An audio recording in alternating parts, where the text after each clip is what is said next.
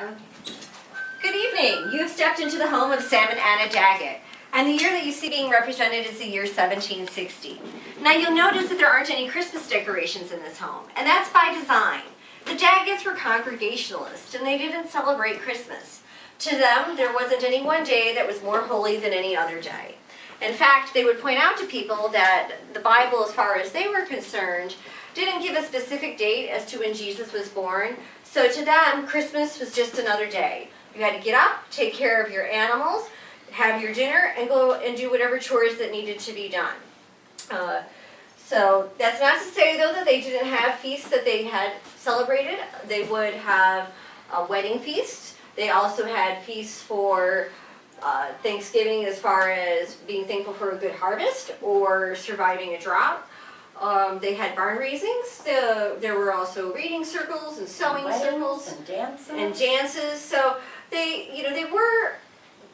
did like to have a good time, but they were, I would say, kind of. That's a good word. I don't know where you're going with It's something they were not serious about, but they were more composed in their celebration than some of the groups that were around during the colonies. There were other groups during this time period who were really using this time as a way of, having debauchery and even being vandalism, rather than really focusing on, inner reflection. Now, as you look around this room, you're going to notice we have 4 candles burning tonight. You can see every corner of the room. Mrs. Daggett would think we were very wasteful. She would have one burning at a time, and then the family would gather around the table where the candle was burning to do whatever thing that they, maybe they were reading the Bible or a newspaper. Maybe she's doing a little hand mending.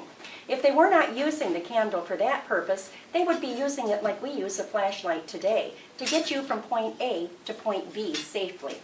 Now notice how high our ceiling is in this room. On a very cold winter, they're not using this room, because that high ceiling makes this room too hard to heat. Now, it's warm in here right now. It's not that cold outside. And this low doorway right here helps to keep the heat from the fire that's in this fireplace in this room. This doorway being low has nothing to do with the height of the people back then.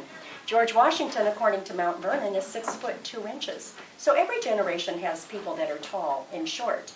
So now if you come on into the kitchen here, you're going to be coming into the room that the family gathers in the wintertime, because it's the warmest room in the house due to this low ceiling in here.